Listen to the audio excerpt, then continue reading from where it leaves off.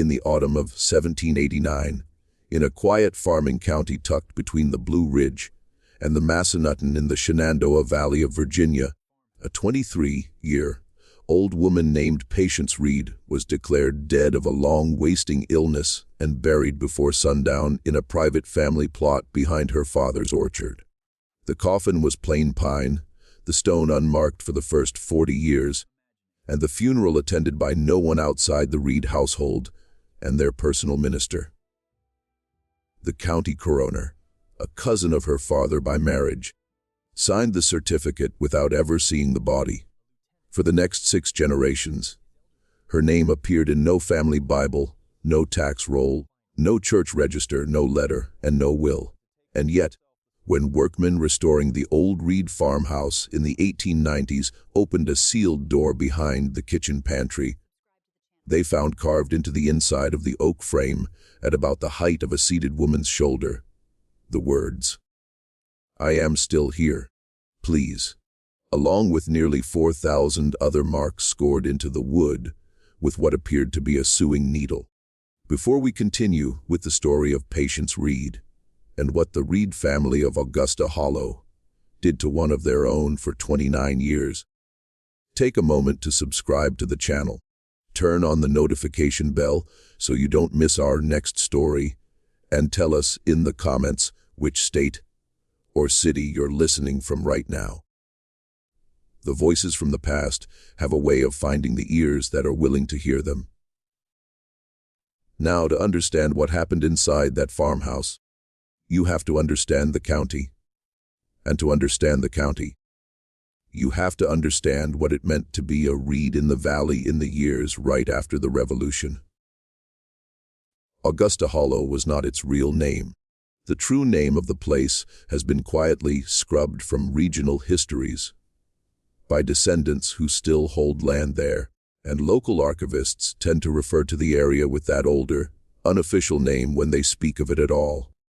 In 1785, it was a community of perhaps 400 souls, spread across 30 miles of bottomland and low wooded ridges connected by wagon roads that turned to red mud from October through April and to choking dust from June through August.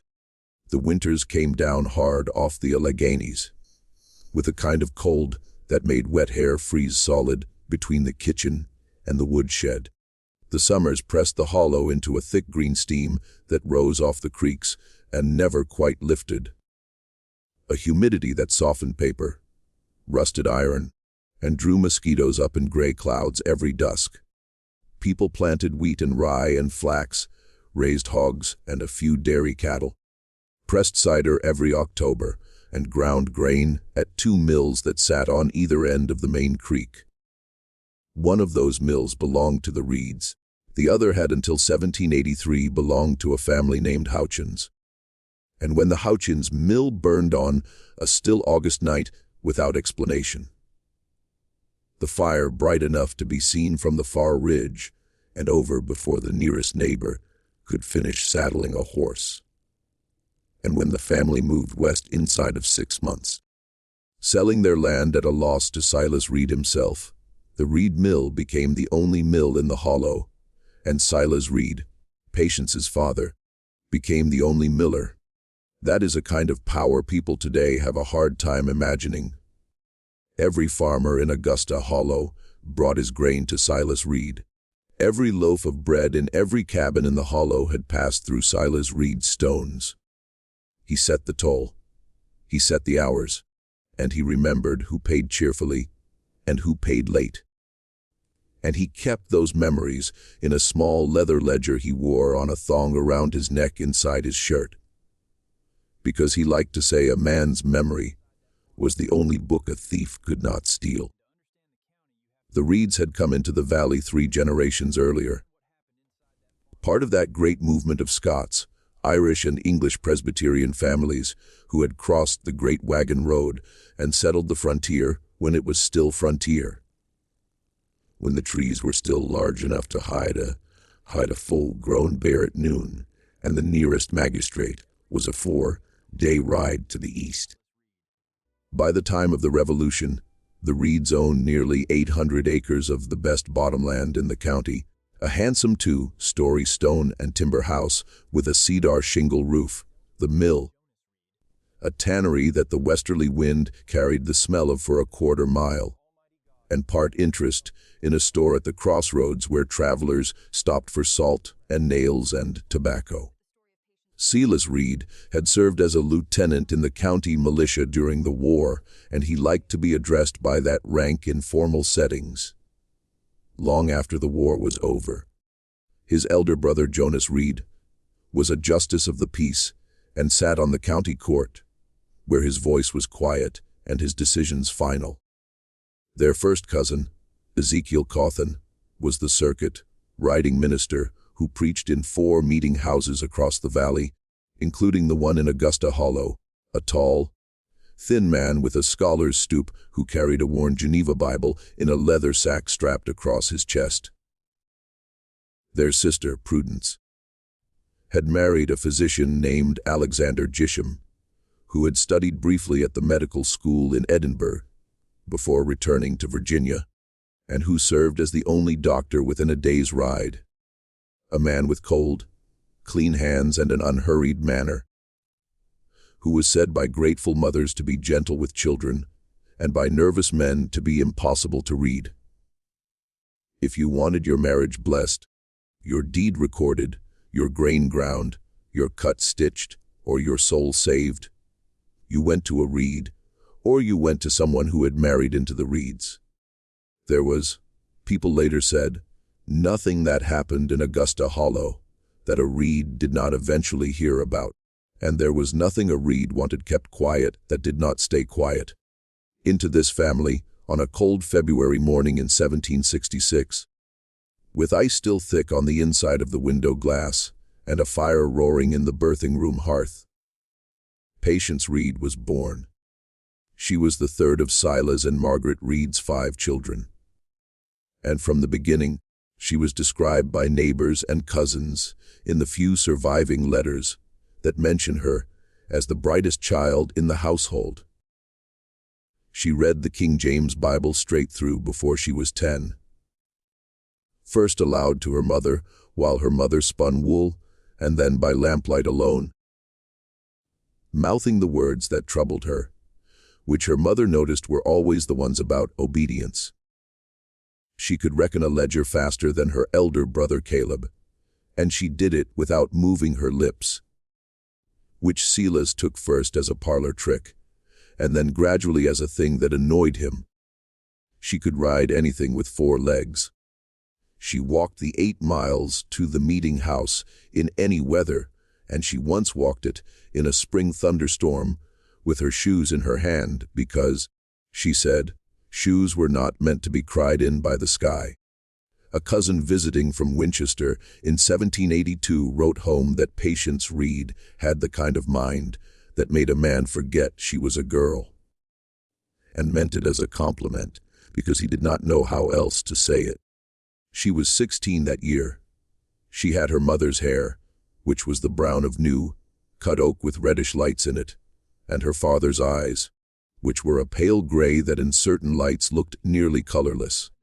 She was, by the standards of the Hollow, tall for a woman, nearly 5'7". And she held herself straight because her mother had told her from the time she could walk that a Reed did not slouch.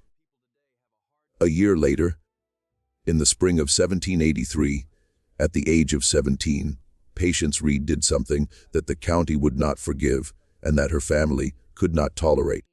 She fell in love with a man her father had not chosen for her. His name was Thomas Trimble, and he was the son of a Quaker Wright who had settled on the western edge of the Hollow 3 years earlier. The Trimbles were peaceable and literate and poor. A small family with a strong father and a quiet mother and 3 sons who worked wood the way some men work the violin. Thomas was the youngest. He was 19. He had black hair that curled at the temples, hands that had been calloused since he was 12, and a habit of listening before he spoke that was so unusual in the Hollow that older men sometimes mistook it for dullness until he answered them. which he always did precisely. In the eyes of Silas Reed, the Trimbles were three things all at once that he could not abide.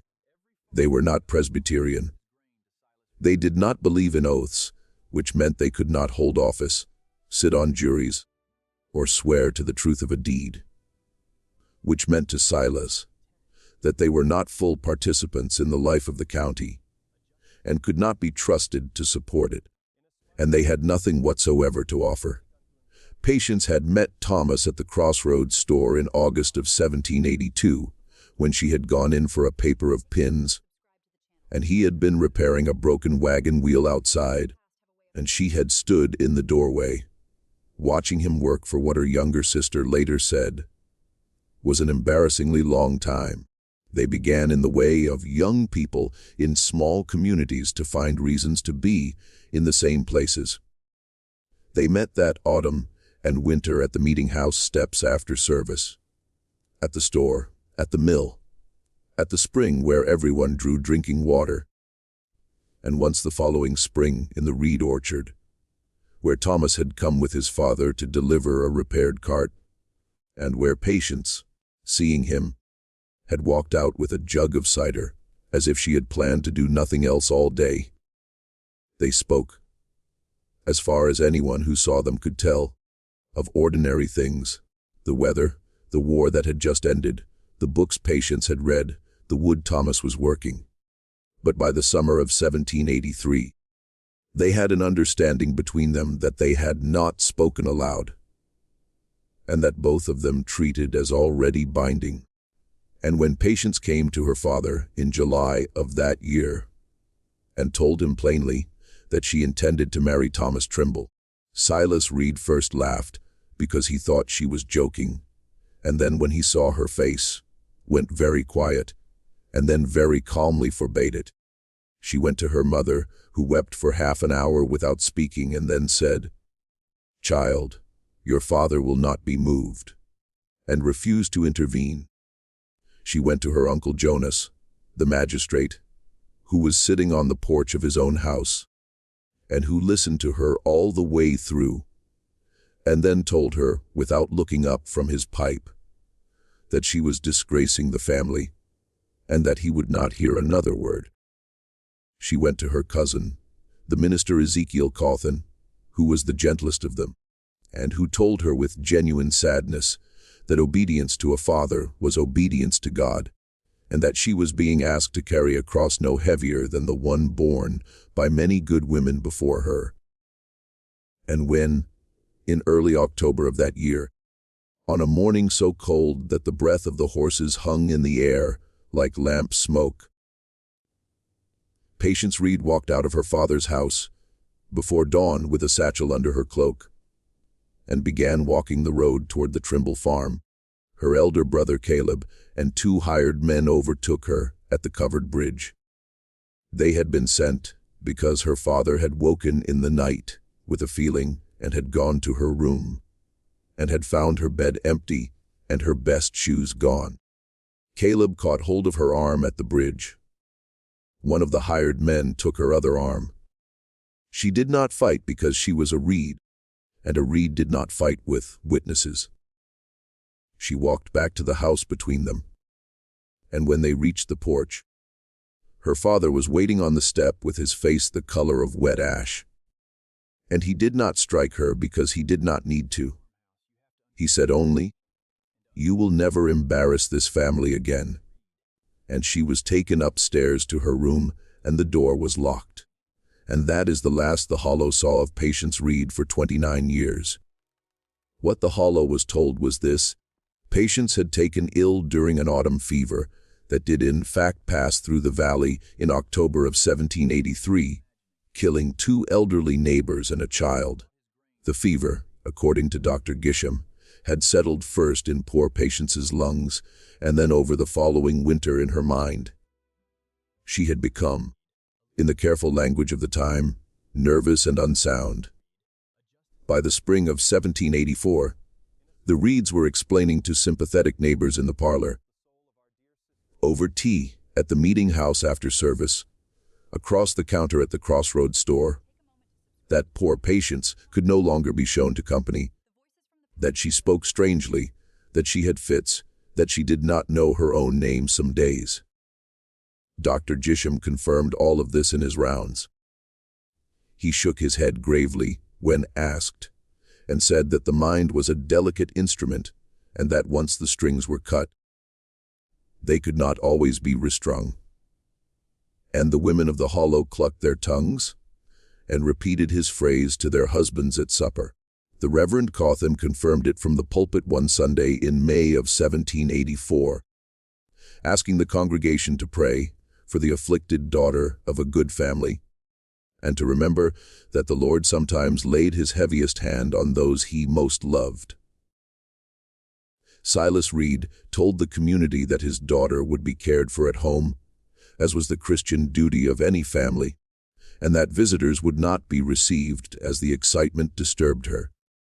Margaret Reed, it was said, rarely left the house after that spring, and neighbors who caught glimpses of her through the kitchen window said she had aged 10 years in one. For the next 29 years, the Reed family of Augusta Hollow lived in the largest and most respected house in the valley. And for the first 7 or 8 years of that period, now and then a neighbor or a cousin would politely ask after Patience, and would be told with a gentle shake of the head that she was no better. After that, people stopped asking. Children grew up in the hollow who had never heard of Patience Reed at all.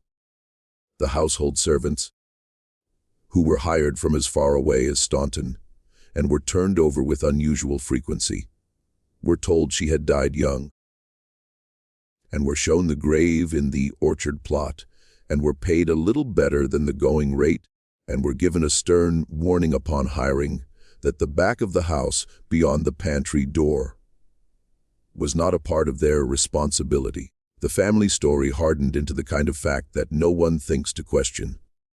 A decade went by, and then 2. Silas Reed grew old. His hair went white and then thin. The mill passed to his son Caleb. Margaret Reed died in 1801 of a sudden stoppage of the heart, which was what they called a stroke in those days, and was buried in the churchyard with a handsome stone bearing a verse from Proverbs about the virtuous woman. The old Reed house settled into its grounds the way old stone houses do, its stones darkening with rain and lichen, its cedar roof weathering to the color of a dove's wing. And in the long afternoons, the orchard behind it grew heavy with apples no one picked any more, apples that fell in October and rotted where they lay, and drew the wasps up in thick, droning clouds. And somewhere inside that house, for all of those years, something was happening that no one outside the family knew, and that only a handful of people inside the family knew in full. In 1812, in the early weeks of the war with Britain, Silas Reed, now 71 years old, fell down the back staircase of his own house on a wet March evening and broke his hip. He lingered for 11 days. On the first day, he cursed the stair. On the third day, he cursed the girl who had polished it. On the 5th day, he asked for his wife, who had been dead 11 years, and his son Caleb gently reminded him. On the 7th day of his lingering, with his mind already loosening and the smell of the sick room turned to that sweet, heavy smell that old nurses knew meant the end was near, he called for his brother Jonas and for the Reverend Cawthon, and in the presence of those 2 men and of his son Caleb, he gave, according to a letter later written by Ezekiel Cawthon's grandson and preserved in a cedar chest in Roanoke, a confession of such a nature that the 3 men agreed before leaving the room that it would never be spoken of again outside the family, and that what Silas had done would be addressed by them privately with the tools available to them. Silas Reed died on the 11th day, a Wednesday, near dawn, and according to Cawthon, his last words were not a prayer, they were a question. He asked, "Will she forgive me?" And no one in the room answered him, because no one in the room knew. He was buried with full honors of the county. The militia turned out. The store closed for the day. Black creep hung from the meeting house door.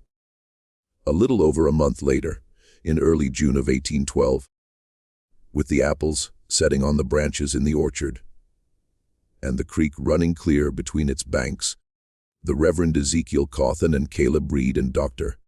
Alexander Gisham walked together into a small windowless room at the back of the Reedod farmhouse behind a false wall that ran along the pantry, and brought out of that room a woman, 46 years old, who had not seen the sun or any person outside her immediate family or any room larger than 12 feet by 7 since she was 17.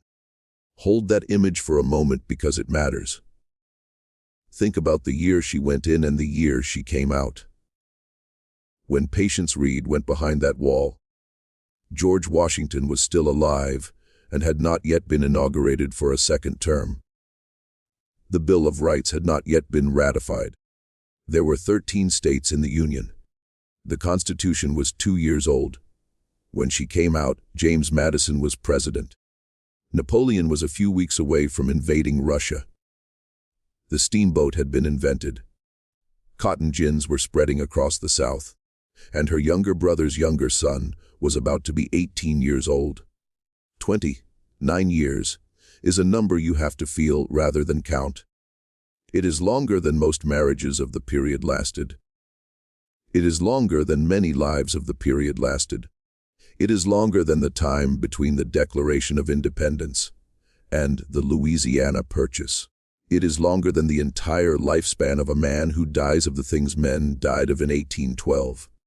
And during those 29 years, Patience Reed was not kept in a dungeon, and she was not chained, and she was not, by the cruel standards of what human beings have done to one another, starved or beaten.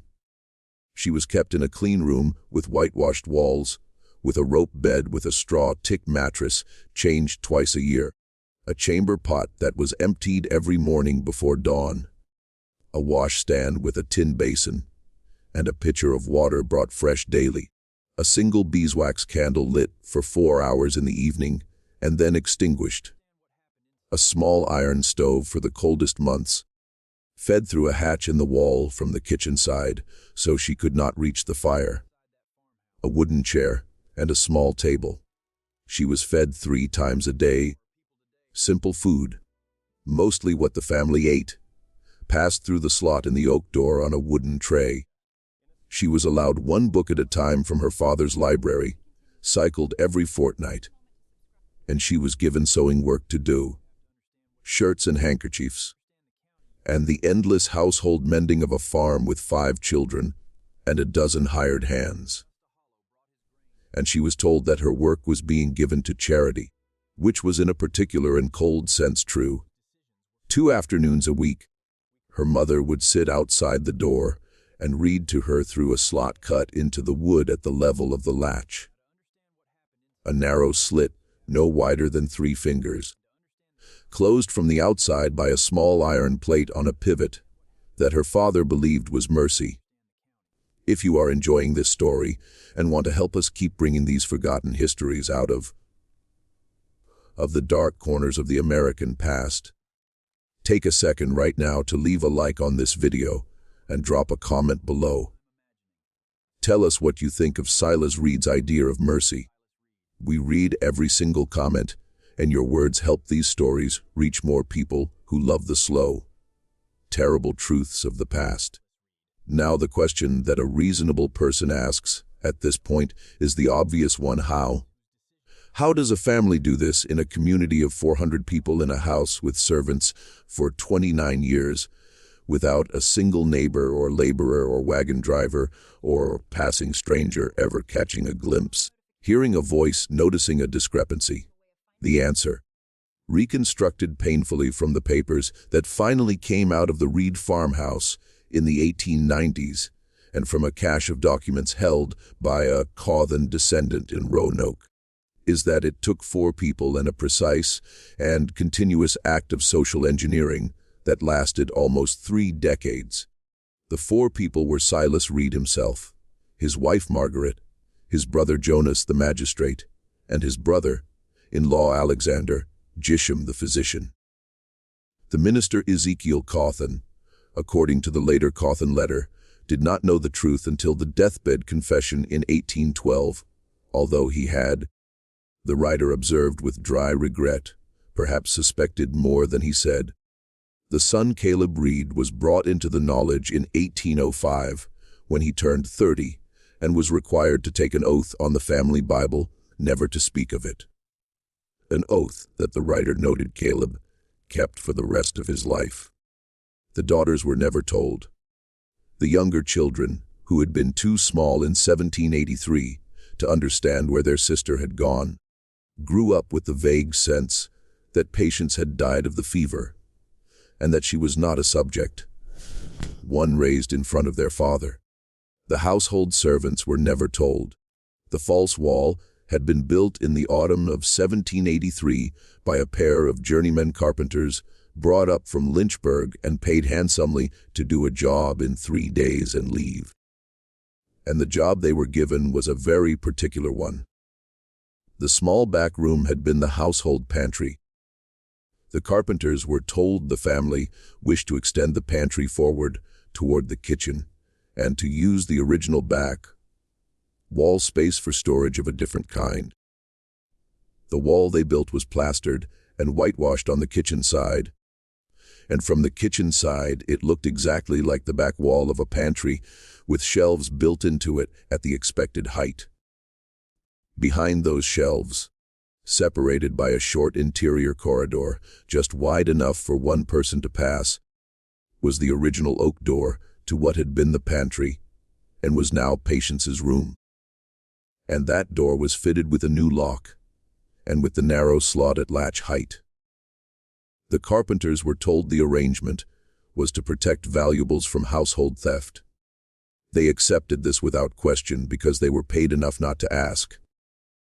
One of them died of drink in 1788. The other left for Kentucky in 1791 and was never heard from again, and the records of their employment at the Reed farm do not survive. Dr. Gisham, whose name was on every piece of paper that anyone might have questioned, including the original fever diagnosis of October 1783, renewed the fiction of Patience's declining health, and then of her seclusion, and then in 1789 of her death, with a calm professional authority that no one in a rural Virginia county was going to challenge. He was, after all, the only man in the county who had studied in Edinburgh. He was, after all, her uncle. He loved her, people said. Jonas Reed the magistrate made certain that no guardianship petition, no inheritance question, no property filing ever required Patience Reed's presence, or her signature, or her attestation. He simply settled all such matters as a matter of family discretion, which in a county where he was the court meant that they were settled. When Patience's share of a small inheritance from her maternal grandmother came due in 1792, Jonas handled it. When a distant cousin wrote in 1797 inquiring whether any young Reed daughters might be of an age for correspondence with her own son in Philadelphia, Jonas replied on his brother's behalf and explained with great delicacy the sad condition of the family. Silas and Margaret carried the daily weight. They carried the meals on a covered tray. They carried the chamber pot out in the dark. Margaret at first, and later. After Margaret could no longer face it, Silas himself, before the household was awake, crossing the kitchen in his stocking feet so as not to wake the servants sleeping in the loft. They carried the lamp oil in. They carried the fresh water. They carried the books. And for 29 years, every single day, without exception, one of them opened the small iron hinge slot in the oak door and passed those things through and closed the slot again. And here is the part that makes the story what it is. Because it is not simply a story about cruelty. It is a story about what people tell themselves when they are doing something unforgivable. Silas Reed did not believe in his own mind that he was punishing his daughter. He believed he was protecting her. He believed, according to the long and grinding confession he gave on his deathbed, and which his son, Caleb, committed to paper that same week, that the fever of October 1783 had indeed taken something from Patience's mind, and that what it had taken was her capacity to choose wisely for herself, and that her desire to marry Thomas Trimble was the proof of this. A sound young woman of her station did not marry a Quaker Right's son. Therefore, she was not sound. And a young woman who was not sound could not be released into the world without bringing ruin upon herself and shame upon the family that had failed to restrain her. He believed, with the terrible sincerity of a man who had built himself a theology out of his own convenience, that he was doing the Christian and the fatherly thing, and that he would answer for it to God, and that God would understand. He believed that asylums, which existed in that period, but only barely, and which he had heard described by travelers as places of chains and filth and shame, were not a fit place for a reed. He believed that the world outside the house would mock her and through her mock him. He believed that time and quiet and prayer would bring her back to her senses. He also believed that Patience herself over time would come to understand. This last belief is the one that cracked his mind open in the end, and the one he confessed to his brother and to his minister in 1812, because by then even he had come to understand that she had not and would not, and that what she had been doing in that room for 29 years was not coming to understand at all. She had been keeping count. The 4,000 marks on the inside of the oak door frame, scored with the point of a sewing needle, pulled from the hem of her own dress, were days. They were not all of the days.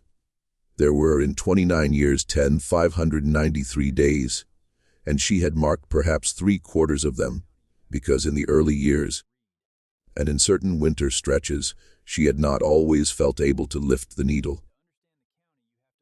There were whole months, particularly in the third winter, when she lay on the straw tick with her face turned to the wall, and counted nothing because nothing in her was counting.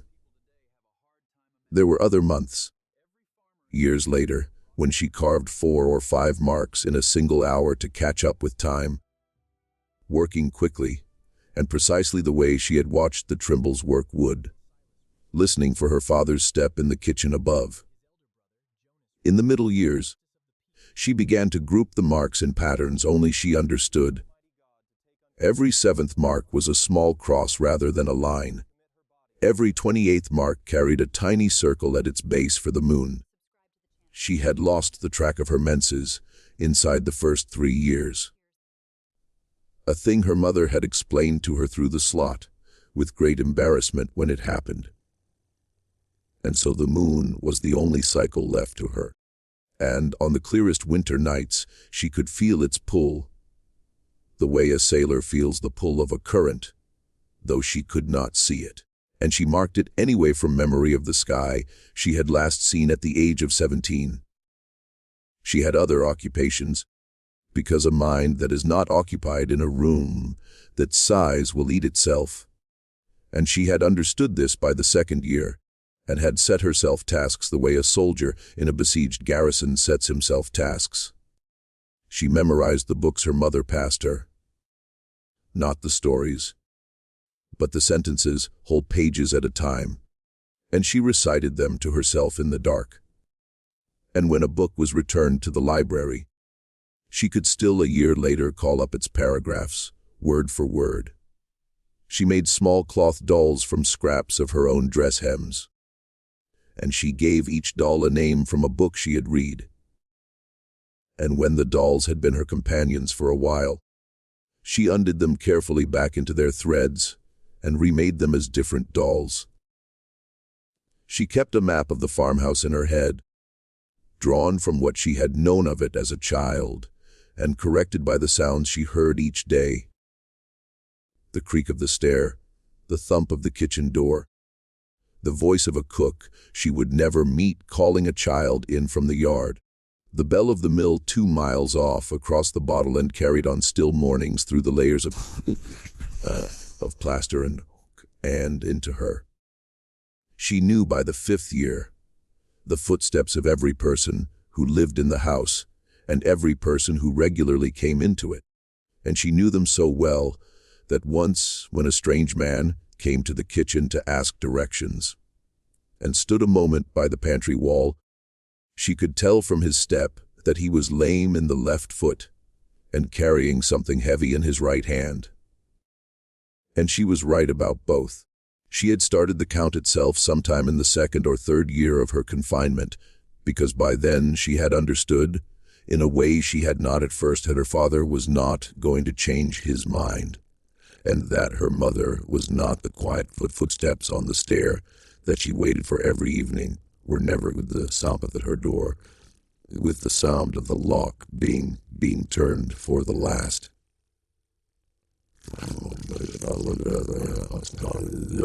time. At first, the Cawthon letter tells us, she screamed. She screamed for the first 11 days steadily, hoarsely, all day and into the night until her voice gave out completely, and was for a full month reduced to a whisper. She screamed off and on for the first 9 months, whenever the full weight of what was happening to her returned to her fresh, which in the early period was several times a day. The Reeds told the servants she was suffering from fits, and the servants were dismissed and replaced with servants hired further away, in Harrisonburg, in Staunton, in Winchester. And those servants were told on their first day that they were not to concern themselves with the sounds they might occasionally hear from the back of the house, which were the troubled sounds of an afflicted young woman whose condition was not to be discussed. Then for a long time she was silent, through the winter of 1784 and into the spring of 1785. She did not make a sound that anyone outside her door could hear, and Margaret would stand with her ear pressed to the oak for long minutes to be sure her daughter was still alive. Then sometime around the summer of 1786, Patience began to sing through the slot in the door. Hymns at first, the ones she had learned at her mother's knee, sung slow and low, and without apparent feeling, as if she were dragging each note out of herself by hand. Then older songs her Quaker boy had taught her in the orchard, songs about rivers and about traveling, sung in the same low voice. Then songs she seemed to be making up herself, long circling songs with no clear melody, and words her mother could not always follow. Songs about numbers and about the names of birds and about the shape of the window she could remember from her childhood room. Margaret would sit on the other side of the door for hours and weep without a sound, so that Silas would not hear her from the kitchen. Patience asked in the first few years about Thomas Trimble. She asked in the first week, beating her fists against the oak and calling for him. She asked in the 2nd month through the slot calmly, as if she were asking about the weather. She asked in the 6th month, when she had begun to understand that she was not going to be let out. She asked for the last time, her mother later told Caleb, in the autumn of 1785, 2 years after she had been shut in, when she asked through the slot whether Thomas had looked for her. Her mother told her he had come twice and had been turned away and had gone west and had married someone else. This was a lie. Thomas Trimble had come to the Reed house twice in the autumn of 1783, asking to speak to her, and had been told she was too ill to see anyone, and had been told the 2nd time by Silas Reed himself on the front porch, with a loaded musket leaning against the wall beside him, that if he came a 3rd time, he would not leave the property. Thomas Trimble had left the valley in the spring of 1784. He went south and west into the Carolina back country, and he did eventually marry a woman named Abigail Fenwick, a Methodist cooper's daughter, and he did have children. 4 of them, and he did live a long life, dying in 1841 at the age of 77. But he wrote in a letter to his eldest son in 1822, a letter that was preserved and that has been examined, that he had thought of a certain Virginia girl every day of his life, and that he had always believed something had been done to her that he had not been allowed to see, and that he had failed her by not coming back. He never came back. That was the second quiet horror of Patience Reed's life. The boy she had tried to run to had been turned away at the door, and had grown away, and had grown old, and had mourned her without ever knowing that she was 100 yards from where he had stood that second time, behind a false wall, listening. Though what she had heard of his voice on that second visit, muffled by plaster and oak, and the length of the corridor, had been for her, she later said, the last clear sound of the outside world. And she had made her mother describe it to her afterward again and again, year after year, until her mother's descriptions themselves became the sound, and the original voice beneath them was lost. After her mother Margaret died in 1801, the only remaining daily contact was with her father. Silas Reed, now in his 60s, continued to bring her meals himself rather than entrusting the task to anyone else, and he sometimes, according to the confession, tried to speak to her through the slot. He would ask if she was warm enough. He would ask if she wanted another book. He would ask if she had forgiven him yet. She did not answer him in words, not after 1801.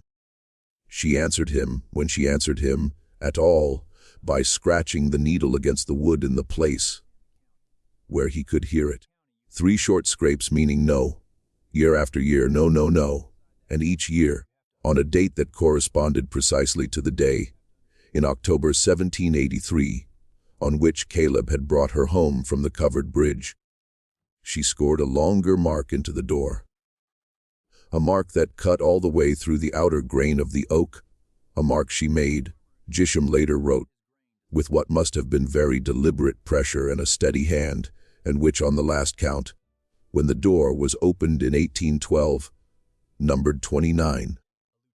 She had been counting her imprisonment, the way a prisoner of war counts it, because that is what she had become. She was not a sick woman being cared for.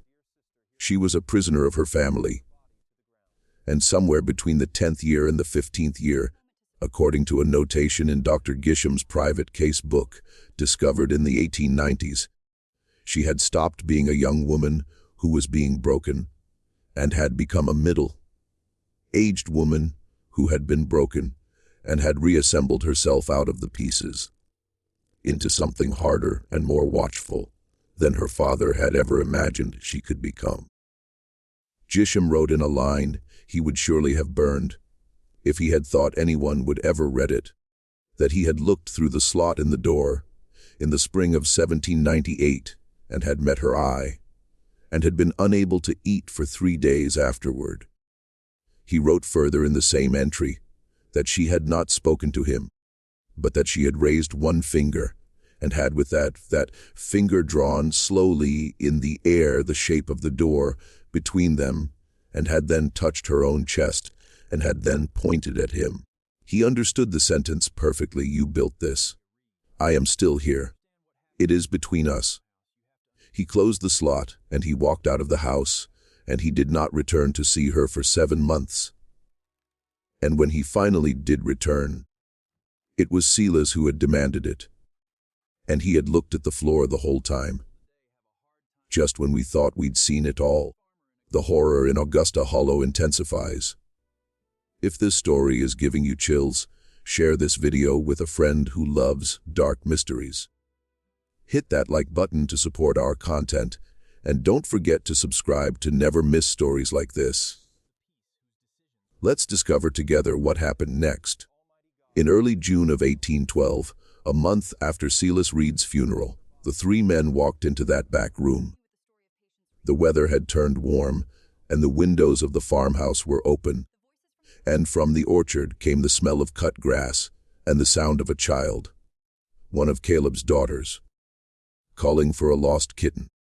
The oak door had a lock on the outside that had been replaced 3 times over the decades as the mechanism wore out, and the key had hung from a nail behind the kitchen dresser since 1801, when Margaret died and Silas had moved it to a place he could reach without explanation.